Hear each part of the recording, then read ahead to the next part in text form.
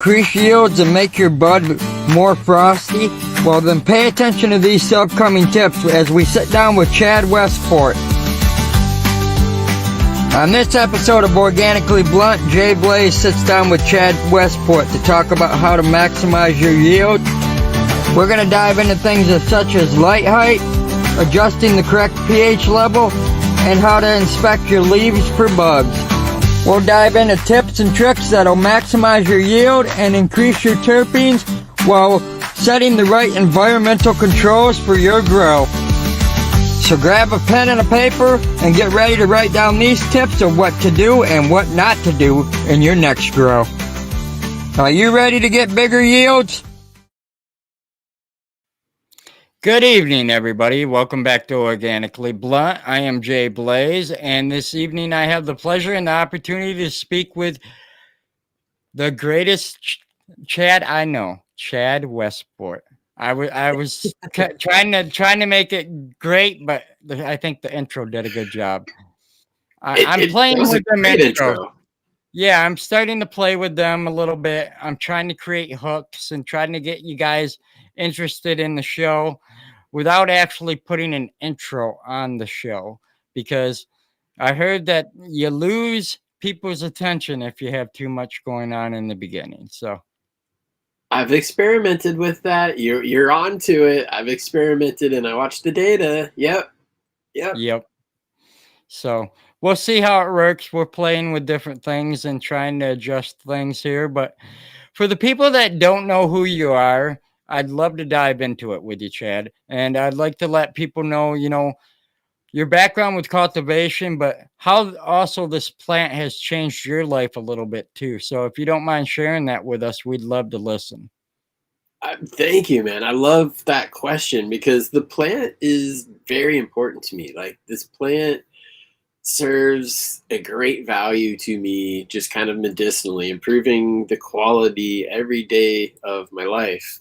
And I think it can for a lot of other people too. Like I say, I'm the first to say that this plant isn't for everybody, but I still think there's a lot more people out there that could benefit from it that aren't aware of it. And like, I kind of started like my activity like in education when Washington State, which is where I live, was transitioning. Well, it was during the medical days before it was transitioning to recreational. And I focused on seniors because, again, like when it comes to the little aches and pains, new ways of kind of using cannabis, like topicals, we've really perfected. I mean, if you think about where topicals and like even brownies or edibles were 10, 15 years ago to where they are today. So seniors, they didn't have to smoke, but I again, the plant is super important to me because I view it medicinally and I try to educate people on that. So I kind of started growing for myself for medicinal purposes. And, oh, that's funny. My dog just barged his way right in the door. He's the big one. That's okay. He'll come out in a second. But I was growing for a little while and I was happy with what I was getting. But I didn't really understand the why sometimes behind of what I was getting. And the why is super important to me. I know if I do A and B, I'll get C, but why? Because once you know the rules, you can break the rules to your advantage. And that is kind of a lot of like growing cannabis is sometimes controlled stresses is what sometimes helps bring out bigger yields. So, that can kind of play into it as well. A quick, good example of that is like, training, low stress training or high stress training. That is a stress to the plant and we're kind of doing it for bigger yields. So there's a lot of different ways you can slice that one.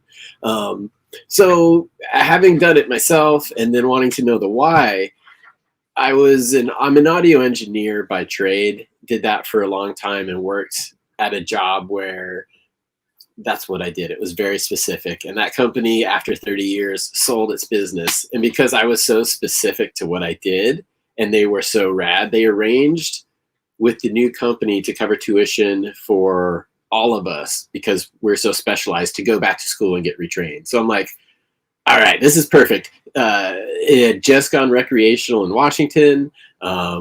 Northern Washington is a big agricultural center, and there's sustainable agricultural and food system programs going on. So I went and did that. And that helped me really learn the why behind a lot of things. It wasn't cannabis related at all, but there is so much that we can take from traditional agriculture, things that they've been doing for decades or hundreds of years that sometimes are getting labeled as like new tech in cannabis. So trying to just learn all that I can. I went and did that.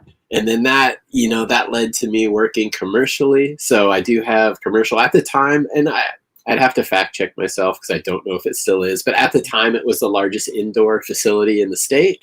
I helped them bring in their first couple of harvests. That was an interesting thing to see.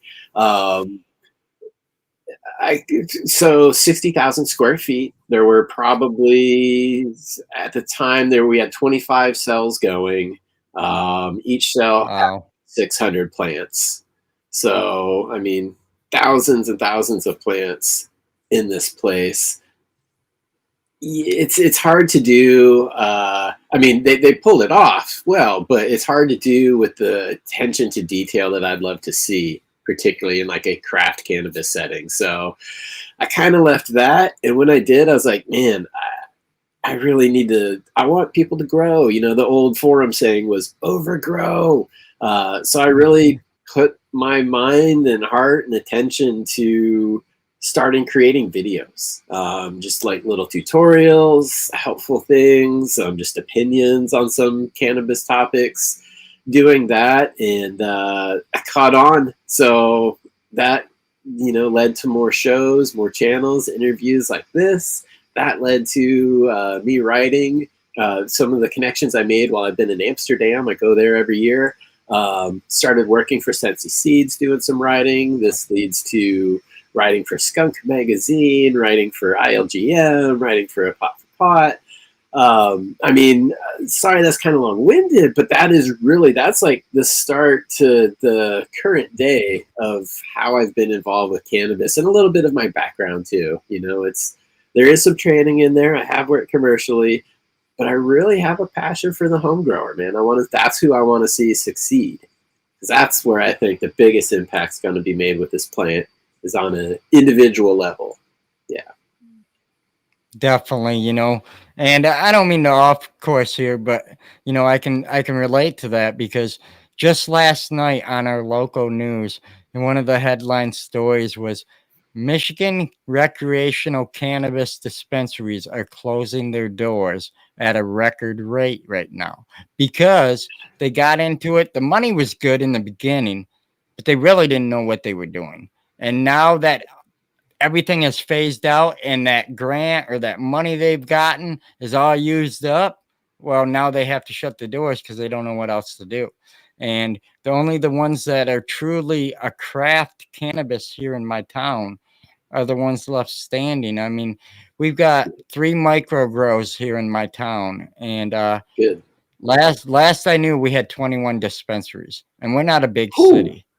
Yes. Right. Yep. And they're probably all within like the same 3 blocks. If it's anything, They're like all on anywhere the else same I've gone. block. Yeah. Yeah. Yep. It's like Exactly. we're known for our hospitals also about an hour. Uh, it would be northeast, I guess, from where I'm at, and they have a place called Medical Mile there, and it's all a whole mile of nothing but your medical stuff. Well, we call it the Green Mile out here because Yeah. literally it is dispensary next to dispensary next to dispensary next to dispensary, and so on and so forth.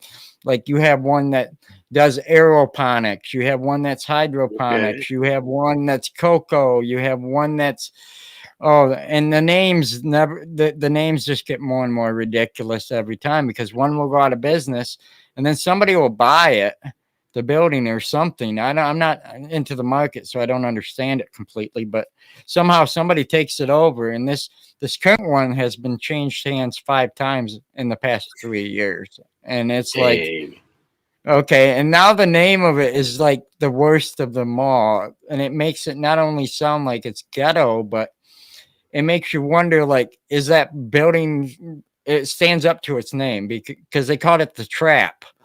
Oh like a no. trap house. And I'm like, why would you name any business that? I have no clue, but hey, whatever works for you, you know. But, you know, I want to dive into a lot of questions. I know I sent you a few that I had written up, and I don't normally do that, but I wanted to give you guys a lot of value on this episode.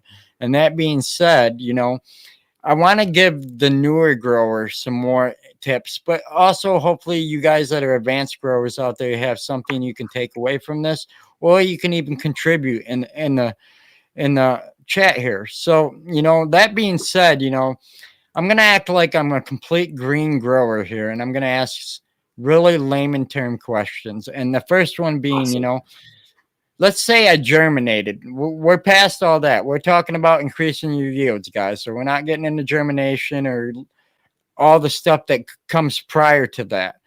But we're getting in, or not even really a whole lot of the veg stage here, but a little bit. Okay, we're in our veg stage. We got our plants growing good inside our tent indoors, but we want to get into feeding it. You know, it's past the seeds sprout stage. It's into the starting stages of, I guess you'd call a sprouted or vegetation, and we just used up the what I call the 30-day grace period. And the reason Right. I call it that is basically the first 30 days you usually can get away without anything but water because your soil medium has everything it's going to need for close to a month, give or take. And you know, once you get past that grace period, I guess you'd call it, you got to develop a feeding schedule. How would you do that? Like, where would you begin? Like, Yeah. I guess just walk me through that.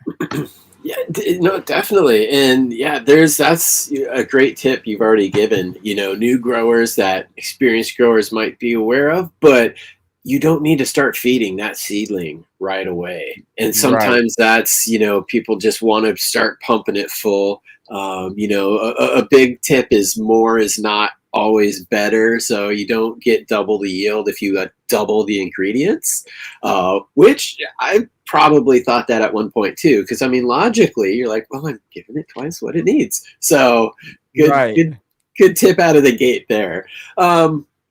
There's really kind of two ways to approach this, and we'll assume soil. This is a little bit different than a hydroponic or a DWC, but the majority of people out there, you're typically using soil or cocoa. I tend to see more soil, and kind of with the community that you've built and the community that kind of comes around tends to be a little bit more of the organic type living soil. So I'll just kind of go on that. Although I will say synthetic feeding is usually better for larger biomass. Okay. And that's just something that is a fact, but that is, well, there's always exceptions to the rules, but on the whole, synthetically feeding, you'll be able to get larger plants in usually faster time, more biomass. But biomass isn't always the goal. That's a commercial goal. That's a, trapper goal. I'll use that word because that was the word we tossed out here a second ago. Because you don't really care about the quality or the amount of cannabinoids or the profiles when biomass is your main goal. So there's two things that people will typically grow for. One is biomass, big yield, always nice, but the other is like cannabinoids and terpenes and profiles. And sometimes you give a little bit of that biomass, that yield away to have even more or higher expressions in those. And that is typically what I think a lot of the home growers are on is we're going for kind of cannabinoids and stuff. So developing a good feed schedule is important to promote that, and you can do that organically. Now, again, because we are going to aim towards new growers, I just want to put this out kind of like commercially. One of the greater things that I've seen, and I'm sure he's not the only one to do this, but he was the first to kind of explain it to me and bring it to light to me, is Brandon Rust, Bokashi Earthworks. I Oh think you've yeah. had him as a guest. Have you had him Oh as a yeah. guest?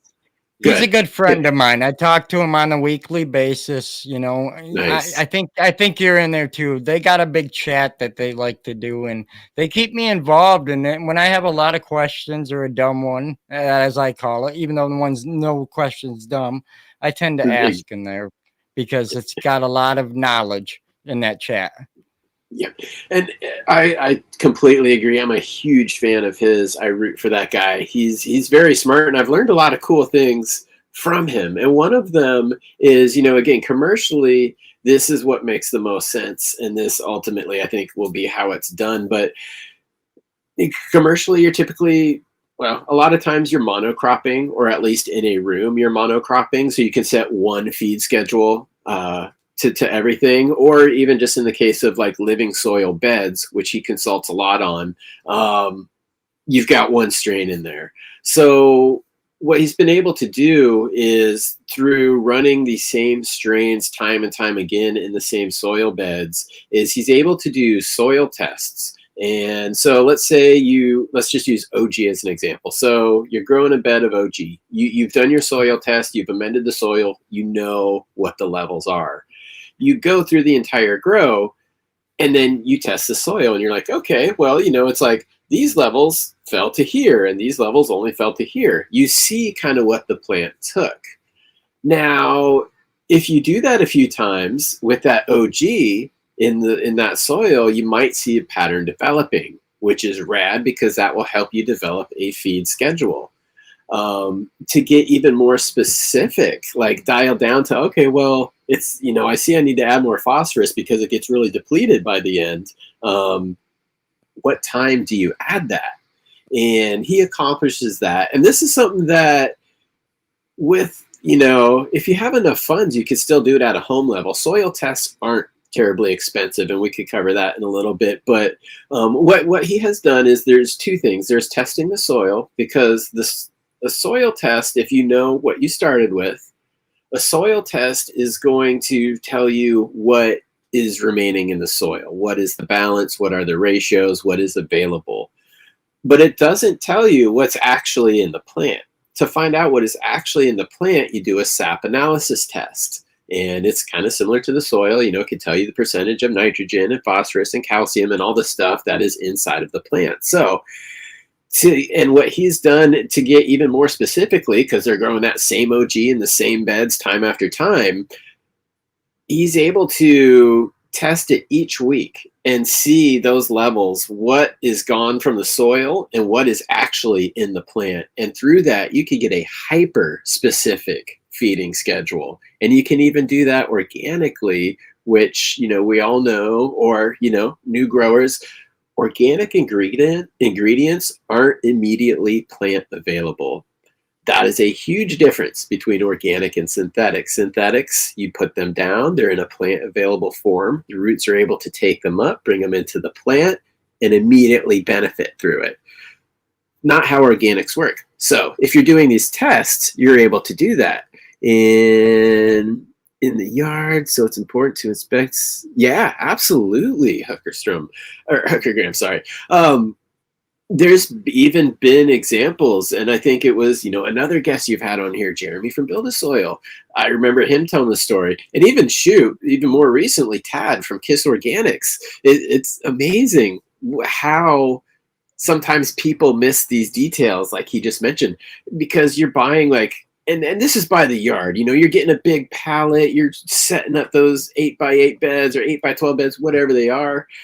And so you get this massive load of soil from a reputable company, and you don't test it because you just assume it's on. And, those two guys I just mentioned have both told me about companies that didn't test, put all their genetics in there, and it devastated them. And these are commercial places that have bills to pay. So soil tests are super important. And so, again, so putting a feed schedule together organically is absolutely possible in a world of unlimited resources. That way I just explained that I learned from Brandon Rust. That's absolutely the way to do it. Home growers, probably the best bet. I mentioned soil tests earlier. Logan Labs is really one place where most people get their soil tests done. There are other places to get soil tests done, but one of the things about getting a soil test back is it's almost its own language. There's just sometimes a lot of numbers, a lot of really long names, and it doesn't necessarily always give you recommendations of what to do or what to add or how to add it or what ingredient you need to get there. So that's why I mentioned Logan Labs, because that's almost who everybody uses. So there's people I Yep. know, Kiss Organics, they'll decipher it for you. You give them your Logan Labs test, and they'll be like, okay, boom, this is the soil mix, this is the ratio you need. Here you go. So that's why that's the one that comes out of my mouth first. But that is affordable for the home grower. And like I said, if you just start at that basic level before you do your run, get your test done, find out where the levels are, what it is, do your run, test it again, see what it took. And if you're growing, a clone for maybe that plant or that same cultivar in that same soil again, you might almost be able to get away without, doing the test next time. Or if you do test the second time and you get the similar result to the first time, maybe you could skip that third time. But that's really only testing once or twice out of the run. And again, what you can produce as far as yields with a well-balanced soil that adds in exactly what it needs, that's going to get you to those bigger yields.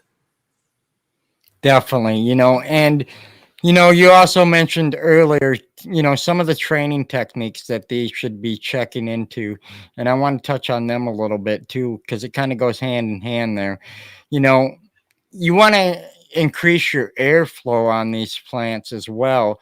And such things as lollipop defoliation, low stress training, just to get some of the things started without them getting their hands too involved to the point that they might get nervous. Them are all types of Right. training. Lollipopping obviously being the most extreme out of the three that I Yeah. named, but could you break down to them a little bit about what LST is and how they could get started in that? Yeah, absolutely. And you mentioned the magic word, and a lot of reasons why we do this, and particularly if you're going for large yields, airflow is so important. Because if you don't have good airflow in and around your canopy, you can risk bud rot. And that is the worst thing, especially when you're trying to grow big buds. You're just like, gosh, dang it. Bud rot, by the way, if you're unfamiliar with it, leaves it unsmokable. So you just wasted all that time. So airflow, airflow, airflow. Yeah.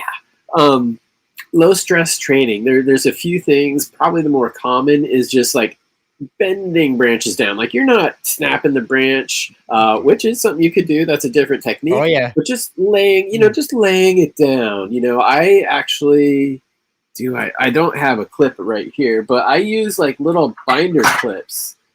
I'm sitting like I'm surrounded by stuff right now. Here we go. So, oh, dang, no, it's just twist tie. But I'll use like a little binder clip that I'll attach to the side of my bucket, and then I'll attach one end of it to that little binder clip. And then if I want to bend a branch down, I'll just curl that under, and then the branch will just kind of sit down there. And what you're doing is apical dominance. Because these plants basically grow and die and never to return, but they didn't know that we clone them. But they think they grow and die and never return. So all of their energy is sent to the highest point of the plant, because the highest point of the plant is typically what catches the pollen first. And if you're trying to survive, that's what you want to do. So you send all of your energy to the top of the plant. That's the apical dominance.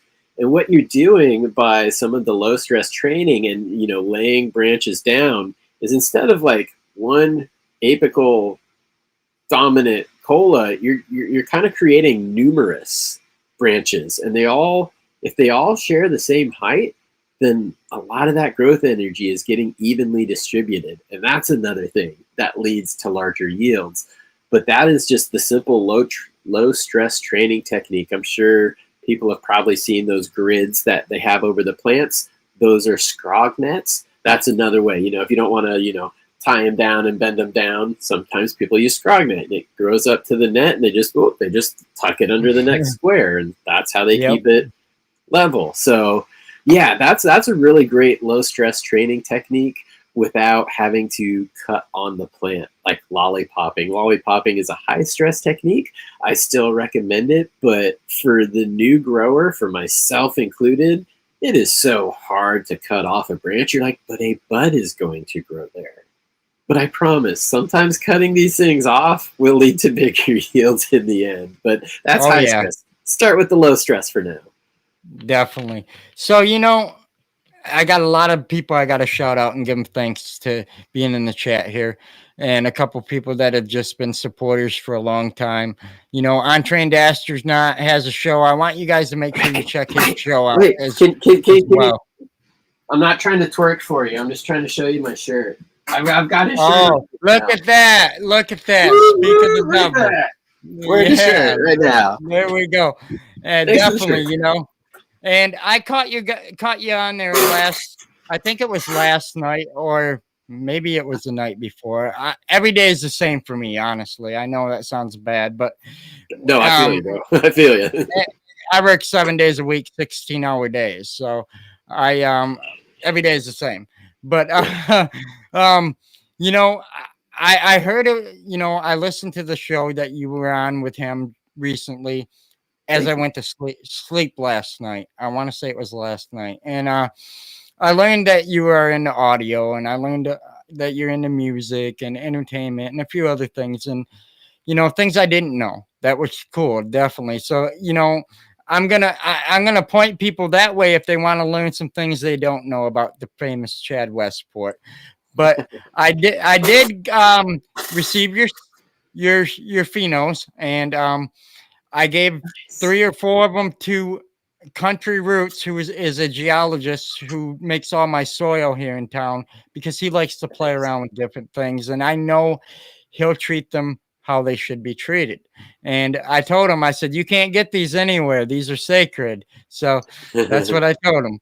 So Heck yeah. he's got them, and when we fire up the tent here in the fall, once electricity prices drop back down here in Michigan, and it's not as hot, we'll be good. Yeah. Our temperatures have been so weird up here this season. We've gone from 70s to 60s to 90s to 107 to now we're back in the Ooh. 90s again next week. But we got 90% humidity on some of them 90-degree Oh, days. hell no, dude. You Hell Yeah, no. so you can imagine. So I go out and I water the plants in the morning. Some of them, I have outdoor season going right now here. And some of them are in grow bags and some of them are in ground. Well, the ones that are out in the yard here, they're just for fun, and just I call them novelties. They're not my full-fledged grow, but I have fun with them. And I'm watering them things 2 to 3 times a day right now, because you'll water it in the morning and they'll be dry within like 20 minutes. And you're like, holy cow, why is this thing sucking this water up so bad? And it's been crazy. It's been a crazy grow.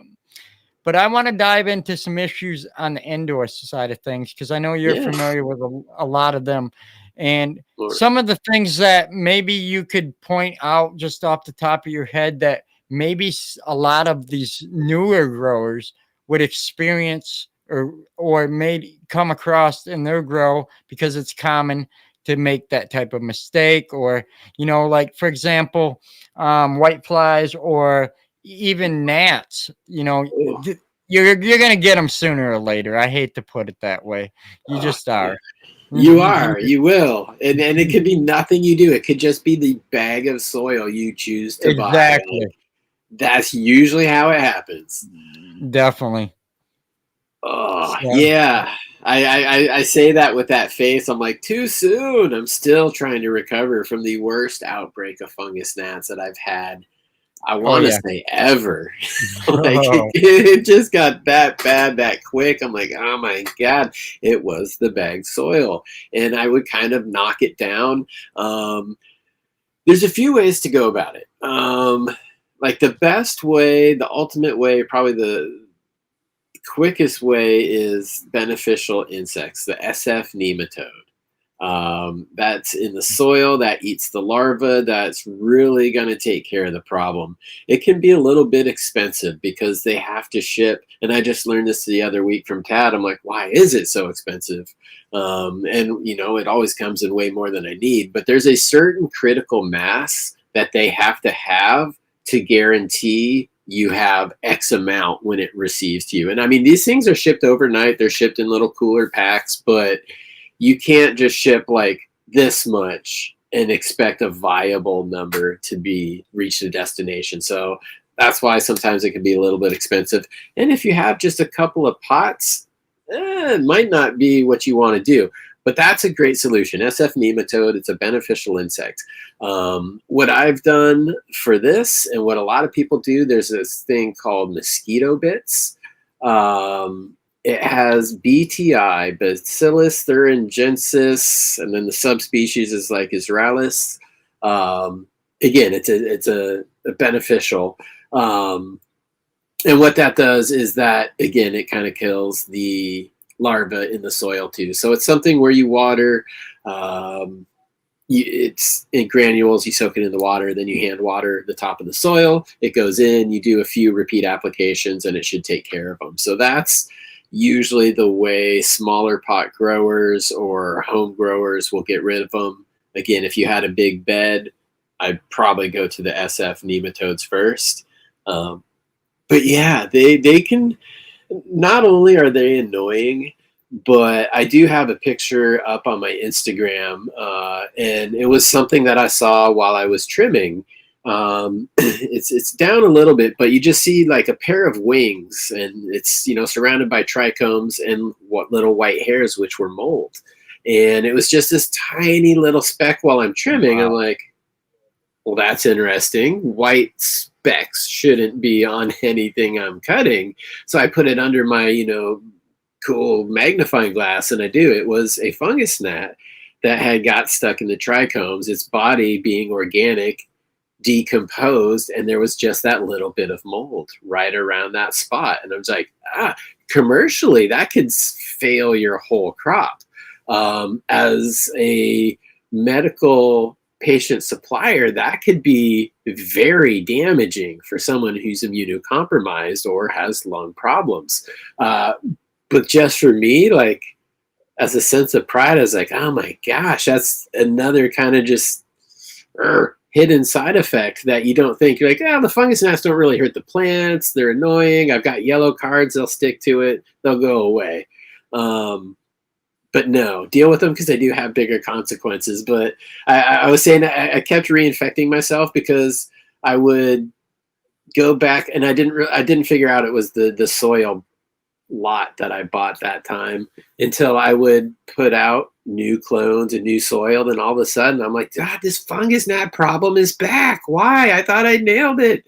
And then, I just started treating every time I'm almost done with it. I'm looking at it right now. I've got probably 6 gallons of it left, but anytime I put that into the pot now, when I transplant into it, its first watering is with that mosquito bits, with that BTI in there. So I'm just nipping it in the bud. But it took me a minute to figure that out.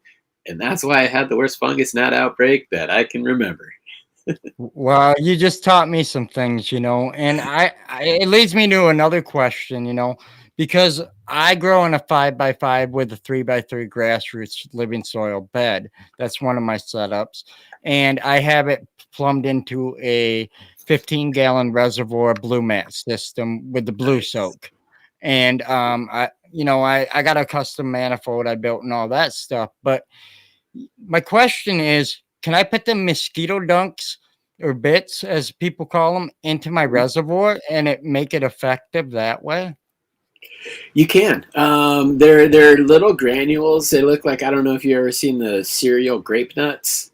That's what they remind me of. But I use a little sachet, like my wife has those little like nylon bags that you put like herbs and stuff in. I just put them in there, and then I put that in with my water, and it soaks. And like traditionally it also it affects mosquitoes, and that's how they use it. Like if you had, like a old rubber tire sitting in the yard and you had that water in there, if you put the mosquito bits in there, then it kind of populates the water, and then they get it and they die. But yes, you can do that. I think there is a limited amount of time as far as like, yeah, potpourri sec. Exactly, David.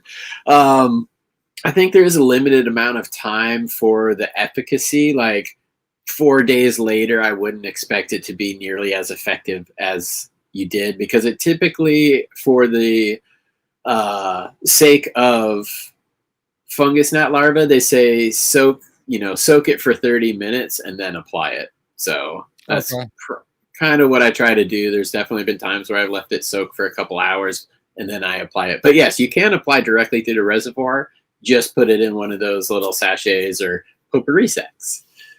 That's good to know. I'm learning new things on a daily basis. I'm a nerd like that. Like I just learned, and maybe you knew this, maybe you didn't. And for the folks out there that didn't, it's unique. Now, I listened to another show. I can't remember what one it was today. I just listened to them and let them play. And one of the shows I listened to said you could take pantyhose and put them over your plant, over the top of your pot, obviously in a home grow situation, not so much commercial. It'd be too much. But Right. when you apply like your neem or anything like that that is used for an IPM or anything to help with your bug situation, putting that on there allows the ones that are in there to die and suffocate essentially, even Huh. though it's a breathable material, but they can't Right. escape. So they die in there Right. because they're on whatever you use in treating. They can't escape it. And then the new ones, they can't come in and land because there's a barrier now. Mm-hmm. So I was like, I never thought of that, and I've been growing since 2009 myself. I'm no professional. I will say that right off the bat. But, you know, when you hear things like that and you're like, I never thought of that, you're like, wow, that's genius. So, definitely. And I've heard the same thing on train. Neem is bad from what I hear too, but a lot of people use it. So I don't Mm-hmm. know. I don't personally use it, but a lot of people do, Yep. and it's one of those It's kind of things. it is. It's controversial in a way. And I think that a lot of it has to do with the sourcing of the material, how far it has to travel. Possibly there's better alternatives closer. But as like a mode of operation, it's how neem works. It's a suffocant. So it gets on the bugs, it suffocates them. They can't breathe, which again, it's hard to, talking with somebody the other day, there's like, it's hard to build an immunity to suffocant, because other medicines or like antibiotics, sometimes they can build resistance to it, but suffocation, hard to build a resistance to that. And that's what kind of all oils do, neem oil being one of the more popular ones for sure. But that's brilliant. As you mentioned that, I know I hadn't thought of that, but I'm picturing it in my head how I would do it. I'd probably have to get a stake. I'd probably put one of those little like rubber balls or tennis balls on it, and it could support the main stem of your plant, and then you put it on over, so it's not actually compacting on it. But that's taking from like outdoor growers, like the Right. mosquito nets and the moth nets, to Yep. prevent them from getting in and drilling into the buds and causing that botrytis. So yeah, I like that. That could definitely be a way of, it's indoor insect screen. Some of the smaller things will get through the pantyhose, but there's a lot of things, particularly those fungus gnats, that probably aren't going to get in or out.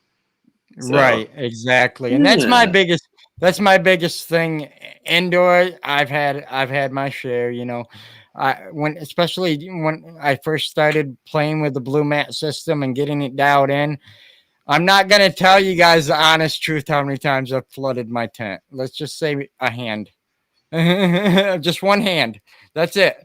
And Okay. I Not would bad. I would I would tell you I've ended up with gnats because of it and had to get rid of them. And I used the sticky traps and I used this and I used that and couldn't figure out what I was gonna do. And almost boiled down to using neem, and then I decided to just crank the heat up. and I cranked it up and I got rid of them things. And I didn't water for like a week because I was already harvest. And I'm just like, Okay. we're gonna crank this up and get rid of these Yep. things. And I'm hoping next run they're not there, but we'll see. We'll see, definitely. Um, and you're right, guys. This is like a community party. I appreciate you all being here this evening. This is probably one of the greatest audiences we've had in a long time, and I appreciate it. We put out a lot of great content. So if you're not subscribed, I appreciate it. I'm a one man show over here. I'm not like other shows. I don't have a whole team. I'm one guy. And if you ever have a story and you want to share it, you're more than welcome to come on the podcast and share it with the rest of us. I want to dive into a little bit about you and what you got going on too, And that being said, you kind of tricked me the other night and you don't even know it, but Uh-oh. I'm gonna explain. So I came across, I could have swore all these years I was subscribed to your YouTube. I'm guilty. I'm not. I wasn't. I am now. But I could have swore I was. I swear there's channels that I've subscribed to, and then I go back to them because I ain't seen nothing, and it's like says subscribe, and I'm like, but I could have swore I was subscribed. But long That's story been a thing, short, actually. Yeah. yeah, I I seen all the dope history stuff, and I'm like, oh, they got a new season. Then I'm like, oh, I've already listened to all these. Not that they're not good, but I was excited. So then I heard you talking on another show about should we bring it back? And I'm gonna tell you right now, 1,000%. I love those history type podcasts, Thank you. and I want more because I'm eager to learn more. So like, please Thank you. bring them back, please, because they are awesome, definitely. I But appreciate that. I do appreciate we that haven't? because we've kicked it around. We actually do have about 3 interviews recorded already that were meant to be for a season 2, but we kind of shelved it because you're right. This was a project that Tad Hussey, Kiss Organics, had started like 3 or 4 years ago. He had wanted to put together, again, the collective history of the people that really founded, or not founded, but shaped cannabis history, because a lot of them aren't in today's culture. Some of them we've lost. We do have a couple posthumous interviews in there. But it had kind of stalled out for him, and he was looking for an audio engineer. I happen to be an audio engineer. I happen to know him from when we were kids. And I thought, well, what a cool opportunity. So we reconnected. I got involved with that, and I did the editing, did some interviews, and we put out Dope History. I love it. I think it's timeless. It hit the goal of what we wanted to do, but it wasn't really well received. So we put it out a little bit over, maybe close to 2 years ago, or a year ago, a while ago. And I can tell you the last episode on my channel got more views than every single episode combined. And I can believe so that. I knew that there were a lot of people now that are watching that weren't familiar with it, that haven't seen it.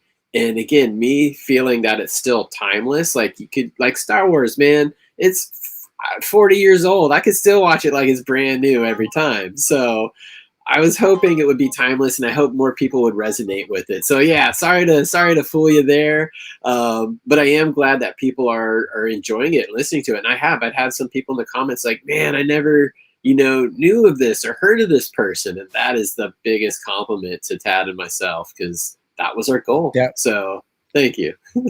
Definitely. I got a few questions I want to touch on here with the audience. One of them highlighted here, and Curly Green Leaf says, Tad, you said to use 3 different things every 3 days to kill all stages of pests, correct? Yes, I'm not necessarily sure about the timing. It's probably going to depend on what you are using. But yes, using different modes of operation is crucial to pest management. And 3 is better than 2. Like I was just saying earlier, it's hard to build an immunity to suffocation. That's why those work so well. But there's other things that we'll use for IPM that like there's super aphids out there now. What you used to spray the spinosad on them, they're just like, oh, this is nice. And then they keep on moving along. So yeah, pests can build immunities, and that's why you should do at least 2, 3 to be is the preferred method. Or Definitely, 3 different methods. Yeah. Yep. I've been in talks, and I'll let you guys know, I was on the phone with them last night with Dr. Zymes, Nice. I just started using their product. I'm mixing it up because I've used nothing but Los Colos for many years. And Chris from Country Roots, he was like, hey, when I went to pick up my soil, and he was like, do you got any bug problems right now? And I was like, matter of fact, these Japanese beetles, I cannot get rid of these damn things. And I'm like, what can I use?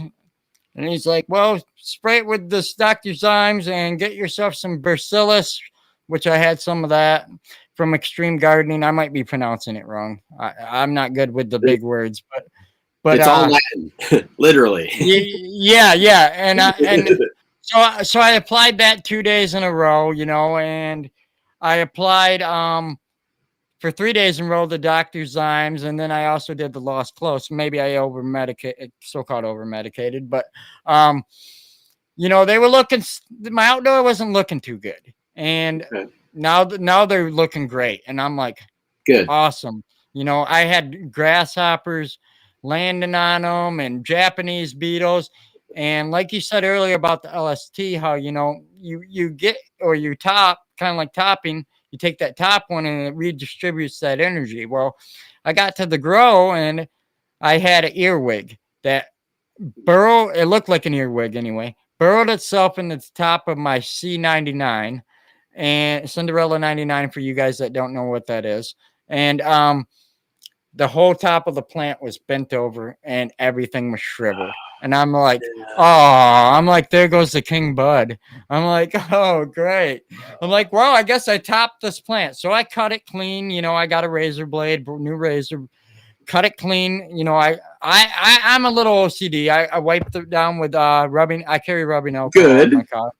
And I did that. And and then I sprayed it with Lost Close and Dr. Zymes and came back about 2 days later, and this thing's perked up beautiful like a pitchfork now. And I'm like, whoa, okay, like this is good. Yeah. And for Drew asked if Lost Close is citric acid as well.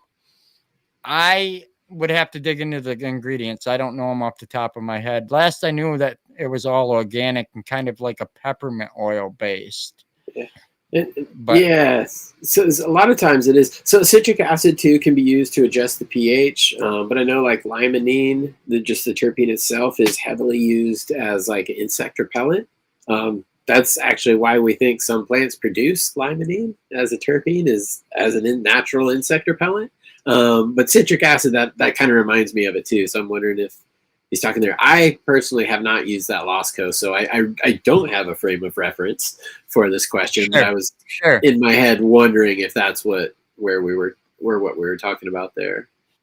Definitely, I'm possibly there. I'm not sure where he was hitting on there, but I was just talking about IPMs. Now what do you use for an IPM? Just for personal preference. Yeah, so it's going to be beneficial insects now. I try to not do anything. I try to cultural practices. There's a lot of thing in the IPM pyramid. If you guys want to Google it, Google the IPM pyramid because it kind of gives you the different levels of what you can do. And cultural practices is number one. You just mentioned a great one. Cultural practice of sterilizing those scissors or the blade, like wiping it down every time. That's an easy thing that you could do to prevent the spread of different pathogens and viroids. So that's a cultural practice right there. You just save yourself an infected plant. Not bringing like other plants into the house, or if there's flowers that come in, inspect them closely. I don't go out and do yard work and then come into the garden. If I am doing like crazy yard work out there, like I'll wash my hair before I come into the garden. I won't bring the same shoes, or, I'm not wearing the same socks. It's those little things that can prevent things from actually happening. And in a small home grow where I don't want to spray anything, that's my approach.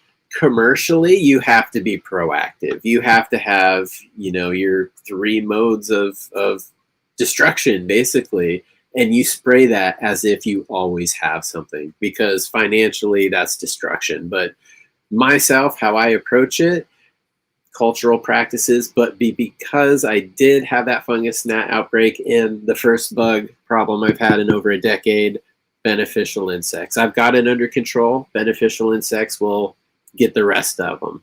So I'm right. that's my approach.